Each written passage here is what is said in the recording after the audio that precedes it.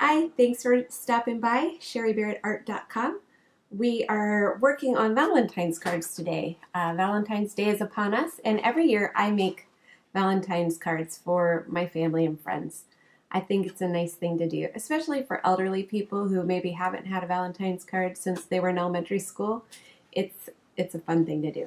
For this project today, I used 140-pound watercolor paper, which I cut in half using my paper cutter. I just used a ruler to measure. It's 9 by 12 paper, so cut it in half with that. I also got out stencils that I have that have hearts in them, different sizes and different shapes. And I decided to do hearts. I also, you'll see, I found this bear, and so I put him inside this one. You are very special. If you're into puns, that's a good thing to do. I used just a regular pencil, my kneading eraser. Remember, we like this because it doesn't tear our paper and it doesn't leave little eraser bits all over the place. I also used a black felt tip pen to outline my hearts because I like that nice solid outer edge, especially with the way I did these where I wanted to show that they were kind of overlapping.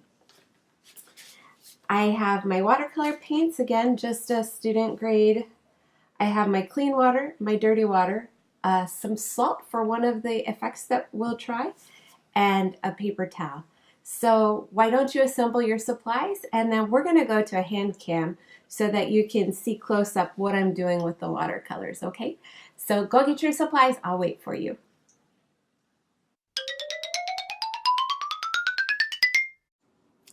Okay, here we have, I've already traced out hearts on my paper and I've drawn in the middle line. I can paint over it if I want to, but that's just to let me know where I'm going to fold the paper. So I'm going to teach you some tricks. I was talking to my hairdresser and she bought some watercolors, but she's had some difficulties getting the effects that she wants with watercolors. So I'm going to use this Valentine's card as a way to teach you some of the tricks I like to do with watercolors. So you'll see right now, I am painting with clean water. I am just putting clean water in my shape, and once I've filled in my shape nicely, I will grab some color.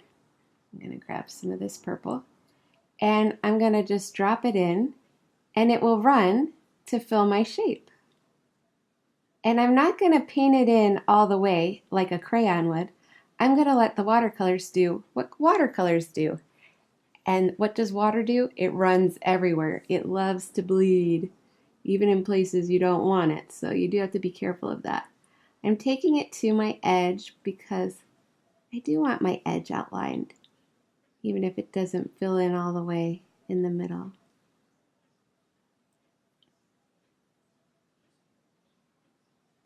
Okay, so that's something you can do with watercolors.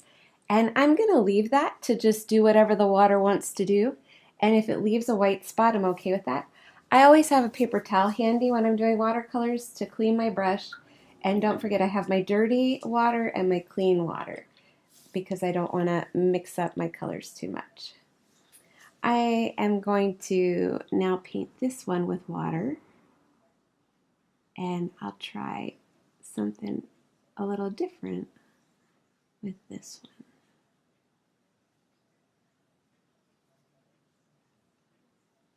There's a little pink left in my brush, but I am okay with that.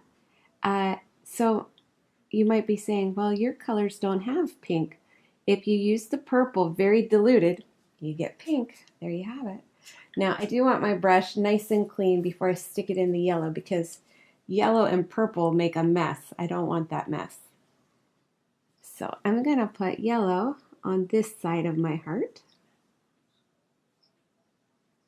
Like that. Clean my brush. And then I'm going to put red on the other side of my heart.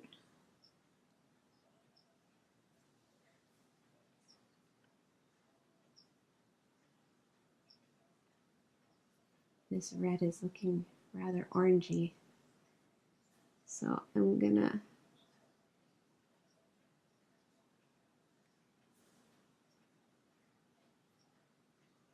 And I want my colors to bleed together in the middle.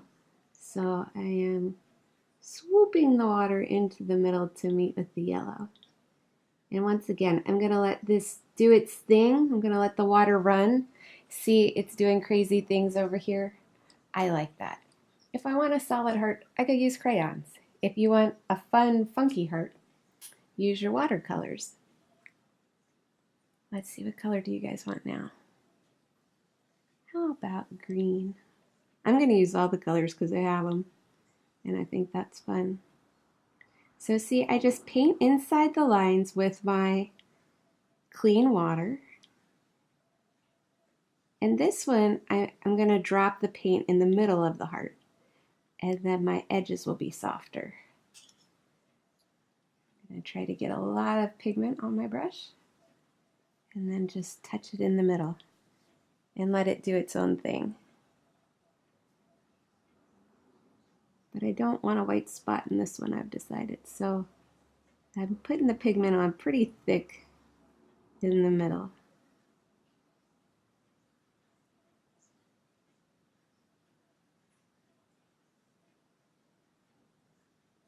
I want to be sure that I get my heart shape going here.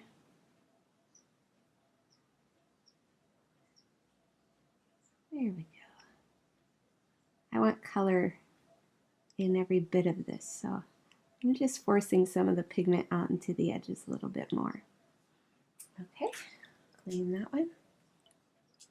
What color should we do next? How about the blue? That'll be fun.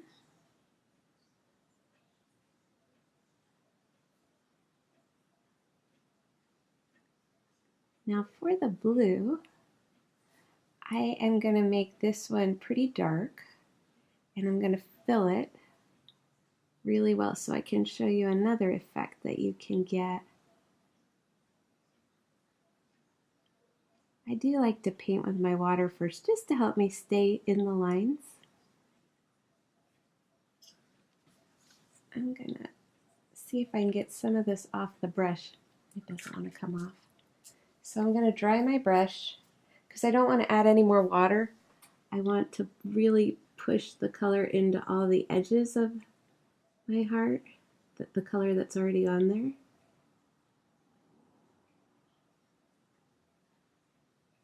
My head is not in the way of the camera,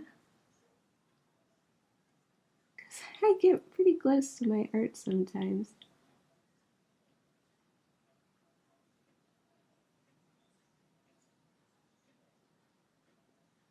Alright, so there we have lots and lots of blue, very saturated. Okay. Now I'm going to clean my brush. Okay, it's good and clean. And now I'm just going to drop a drop of water in there, and you'll see what happens.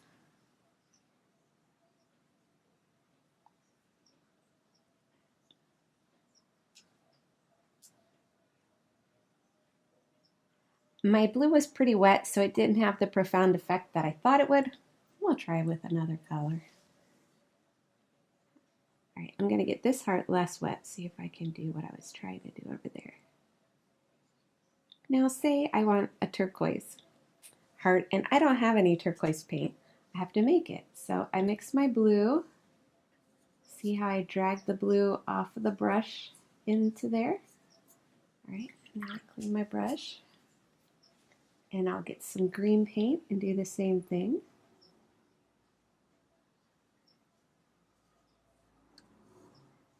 And this will give me a more turquoisey color.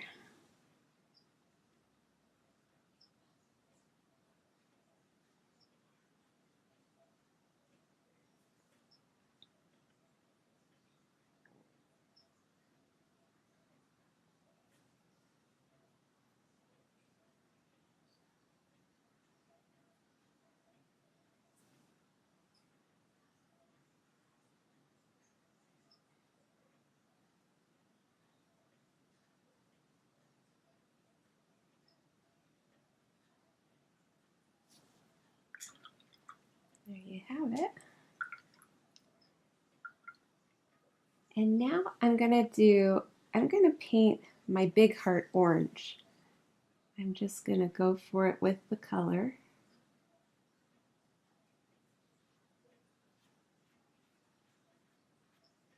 And it's really important that I keep my edges wet. If I don't want to get a hard line when I'm painting with watercolor, I have to keep my edges moist. So that's why I'll keep going back over those edges.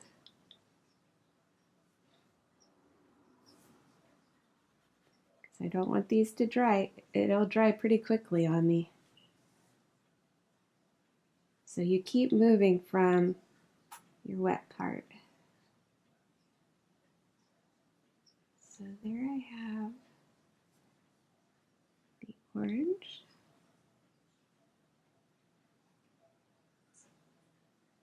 And we will let this dry while we work on our other card. Whenever I do watercolors, I always have a couple things going at one time because it's really important that you let your paints dry. Otherwise they'll run or bleed. Now I have to move this very carefully because as you can see, I've already had this color run all the way up here into my yellow. And I'm just going to pull it out with my paper towel because I don't want it to be that bold in my yellow. I was hoping to keep them more separated. But when you're working on a time limit with a camera, like I don't want to keep you guys here all day. I have to take chances that maybe I wouldn't normally take. Like I probably, if to get this perfect, I wouldn't paint anything else. I would just do one heart at a time. But I want to show you that just because it's not what you think is perfect doesn't mean it doesn't look cool. So this is just me letting the watercolors do what they want to do. And I'll start on my other card to show you some other tricks that you can do. There we go. Slide that out of the way. I didn't make a mess. Whoop, whoop. That's a good thing. Okay, so I'm going to do this great big heart with the red. And I want it really dark, so I'm really working hard to get pigment from that space there. And again, I don't want hard lines, so I got to keep this wet, keep it moving. I stuck my brush in the dirty water because my brush is dirty. I don't want to dirty my clean water. And it's okay if the water's a little colored because red is a dark color, it can handle it.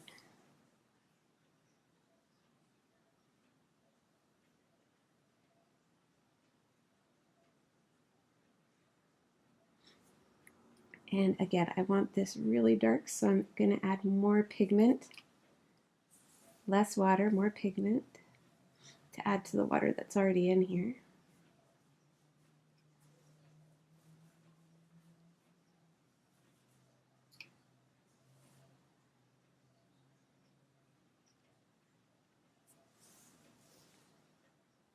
And you, to get a nice smooth line, you just push with the edge of your brush. Just gently. And you can get right up against the pencil line that you drew. I don't mind my pencil lines showing in a painting. Some people don't like that. I like lines, so you'll see on my on the cards that I have already finished, I outline my edges with felt tip marker because I like that effect. Now for this heart, I am going to add some table salt just from your salt shaker. I put a little in my hand, and then I'm going to just sprinkle it on the heart. And at the end, you'll see what kind of effect it creates. It's kind of cool. The salt crystals absorb the paint into them and create a pretty interesting pattern. And again, we're using watercolors, so let's do some of the fun things that watercolors can do. To create an interesting composition, as you can tell on, I'm just going to wipe off the salt, I layered my hearts so that hearts are clearly on top of hearts. When I'm painting, I always want to start with a lighter color first, because the darker color, if I make a mistake, will cover it up, but a lighter color will not cover up a darker color. And with watercolors in general, you want to paint not gently, but you want the white of the paper to show through. That's one of the fun things that watercolors can do, is they're luminous. The white in the paper reflects underneath the paints and it can give you a fun like tissue paper effect. You can get really light washes, really nice light colors. The other thing I'm doing here is I want to make sure that none of my hearts are touching while they're wet, because as we learned from the heart where I use two colors, they will mix with each other, and I want to honor my hard lines that I've drawn. I don't want everything mixing on me.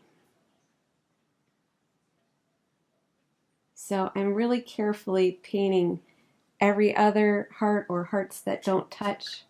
If I'm going to paint, I didn't know this would be a tongue twister. If I'm going to paint hearts that are touching, I would want to dry it with a paper towel first to make sure that I don't run my paints. I want a pink heart, so do you remember how we're going to make pink? We're going to do purple really light. Huh! Or maybe not. This might be a purple heart because I got too much on my brush. I love this purple though, so I don't mind. I think this heart might be purple, and then I'll wet my brush to make a pink heart next. How about that? That should work. I might fast forward some of the video here because it takes a little longer to paint carefully than it does if you're not being careful. And I do want to be careful because I don't want my colors to run. See, I am not letting those two touch each other or they'll run into each other. But I am, see how I'm getting a pink heart here because I just went lighter with that color? And I think that's what I'm going to do on this one, is I'm going to make all of the hearts on this one really pastel in color.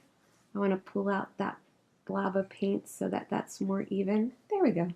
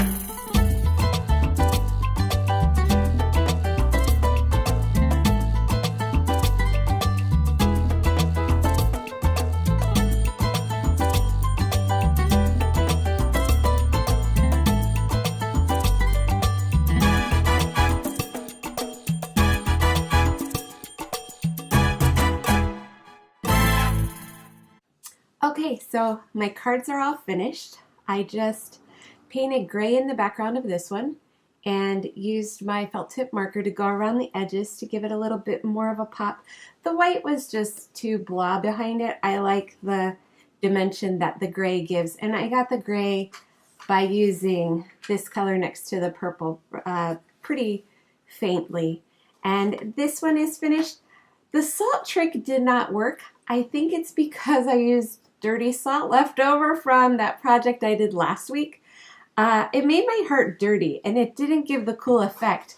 What I was trying to show you is when you use the salt, the granules suck up the paint, and so you get this mottled effect. that I really like, and I think it worked well on this turtle that I painted many years ago now. But here we have our Valentine's Day cards, and I found some stamps, so I might stamp I love you on one of them, or just for you, or something like that. But I hope that your hearts came out well, and that you're happy with your results. If there's anything I can do to help you, just let me know. Like this video if you learned something, subscribe to my channel to get weekly art projects, and leave comments so I can tailor my videos to meet your needs. If you want to see what else I'm up to, you can always check out my website, my blog, or my Instagram. They're all in the description. Until next week, I'm Sherry from Sherry Barrett Art. Be creative, have fun, and don't forget, we want progress, not perfection. Have a great week.